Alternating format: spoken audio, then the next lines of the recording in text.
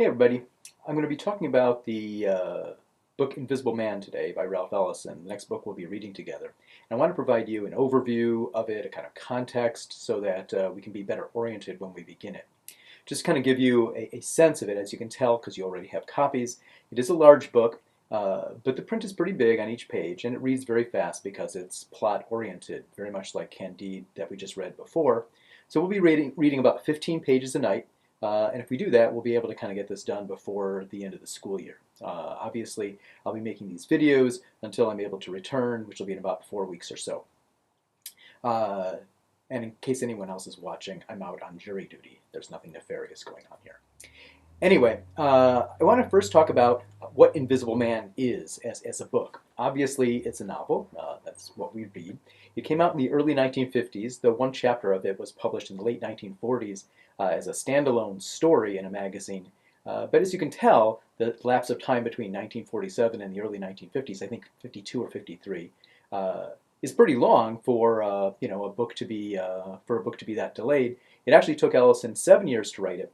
And even more underscoring the kind of slow nature of his productivity, it was the only novel he published in his lifetime. So for the next 30 years, he struggled mightily to write a second novel, a follow-up to this very successful first novel, but was never able to complete it, and hard to imagine that he worked on it nonstop. But by the time he died, he had thousands of pages of this novel that editors later posthumously put together on his behalf, and it came out as a novel, I think about 10 or 15 years ago, called Juneteenth. So it's a shorter novel than this one, and later in this video series we'll have an opportunity to talk about that novel. In addition to writing this one novel, Ellison also wrote a few short stories that have been collected that have since been collected, and you can find those too. And he's also more known for his essays of criticism on cultural aspects, jazz in particular. Is very big on very astute critic of music, and literature as well. And so one thing that we'll have to kind of think about as we talk about this is why such a scanty output, just one novel, and if just one novel, what makes him so significant? Because significant he actually is. When this book came out in the 1950s, it was a sensation, and it has been so ever since. Perhaps there's no greater single example of a novel written by an African American author that displaces it in the esteem that it's been held in popular culture as well as literary criticism. So. It is a significant book, and that's why we picked it.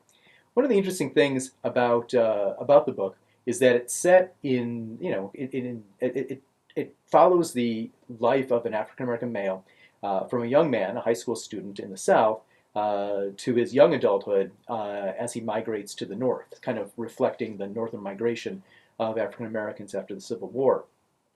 In addition, the book's themes are fairly significant, particularly when you consider the time in which it came out.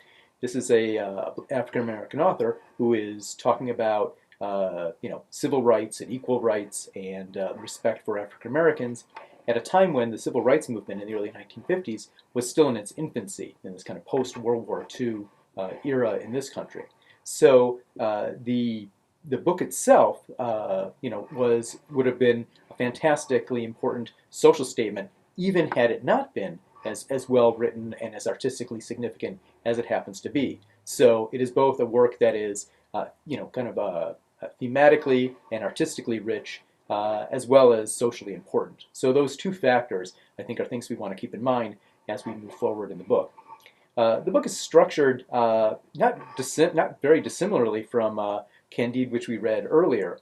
It is very much I wouldn't call it so much episodic, but it is very picaresque in that it follows follows one character on a series of adventures, and doesn't have and while it coheres better perhaps than the typical picaresque novel, it is, as elements are measured, it is very much interested in a very frenetic plot. There are going to be a lot of things happening. As you can tell from its size itself, Ellison was not particularly interested in brevity. Instead, quite the opposite. There are so many things stuffed into this novel that it will take, it could take us twice as long as we have to go over it. but I think we'll do a fine job either way. One of the things that, in addition to its structure, that is very important is the characters themselves. So as you read this book, try to take note of the various characters, because Ellison makes a point of having them be stand-ins to kind of the cultural, I don't want to say icons, but archetypes of the times. So look for those characters that are actively resistant to oppression, and those those characters that are more assimilationist or accommodating of inequities. So those are things that you want to take a look at, because they do reflect the various facets of African Americans or any minority in a majoritarian culture. What is the best way to survive? And one of the things that we'll get a chance to talk about before too long is the debate between the kind of Booker T. Washington and the W.E.B. Du Bois debate that was very much at issue during this time period, and very much on Ellison's mind. So I want to talk a little bit about who Ralph Ellison is. Ellison was, I think, born in Oklahoma, and went to, as a high school student, was very interested in music, and was intellectually adept as well, and as a result was able to earn a scholarship to Tuskegee Institute, at one of these historically black colleges, and was there for a few years before he ultimately had to drop out, I believe due to lack of funds, and then ultimately moved to New York and got involved with at the time in the 1930s moved to Harlem, which was still kind of like enjoying the resurgence of black culture in what is known as the Harlem Renaissance, and also got involved in leftist politics, which was very much in vogue at the time. So, so one of the things that's interesting about Ellison is that you see him working through the various, as an older man, the various things that he was thinking about as a younger man, coming to terms with various social movements in this country, and trying to find a place, the proper place for himself. It's interesting if you read, I didn't assign the introduction, though if you do want to read it, it is very interesting. And among the things that you'll see is that as you're reading it, he's very very upfront about his influences. I think in the course of maybe a 10-page introduction, he mentions no fewer than 12 major authors that demonstrate influence. And I think it's kind of interesting to think about why an author would write an introduction to his own book at all. One of the things that we saw when we were reading Shaw's Pygmalion, when Shaw wrote not only a preface but a sequel to it, we noted how an author is sometimes loath to give up control of his work for fear of the way it will be interpreted by readers, or from the author's perspective, misinterpreted. And that sort of insecurity and unwillingness to let a work speak for itself says a lot about an author. And here you have Ellison, 30 years after the book was published, going back and writing an introduction to this book, when perhaps he probably should have been working on a second book. But his inability to let this go, or to allow it to speak for itself, and coupled with the profusion of other authors that he discusses in his introductions, I think bespeak a kind of controlling impulse in him that also I think we want to think about as we try to interpret his characters, and see how much of the characters are feeling that same sort of anxiety of influence from authority figures.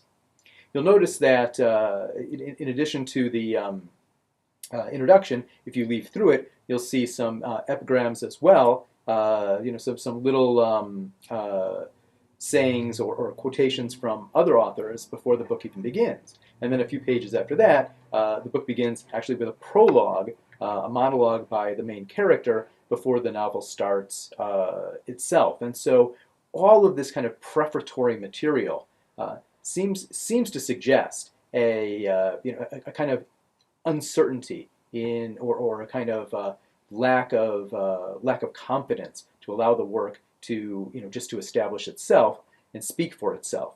But these are the sorts of things that I think we want to think about as as we read this book. So one of the things that I'd like you to do for tomorrow is read carefully the prologue. It starts, I believe, read first the epigraphs that that precede it, and try to make sense of those and see as we read the book what connection they have, why an author would choose the some citations or excerpts from other authors' work to introduce his own. So that's something we want to understand. And also I think we want to understand why the book begins with a prologue.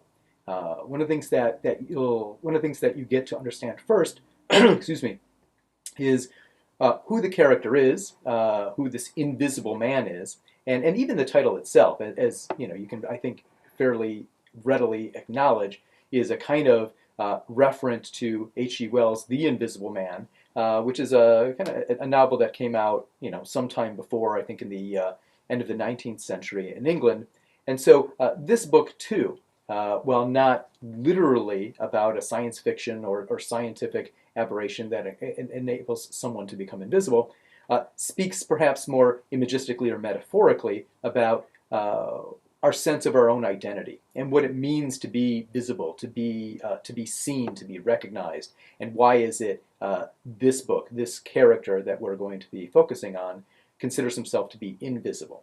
So among the things that we want to think about as we read the prologue and as we read the book is we want to understand who this character is, what his perspective is, what sort of things happen to this character to give this character his perspective. And then in addition to that, obviously, we'll figure out what the tone of the work is. What is this author trying to achieve? Is this book a tragedy? Is it a comedy? Is it some combination of the two? And if it is, what are the various elements of that? What does that mean? Why does an author choose that kind of ambiguous stance between two different and opposing tones for a work? And then finally, what are the themes of this work? What is it this author wants us to remember after this work is over? What does this author want us to do? What sort of perspectives is this author sharing with us that are so important that the author has woven a 500-page book around them? So these are the sorts of things that we want to think about going forward. And then until next time, that'll have to do. All right, have a good day.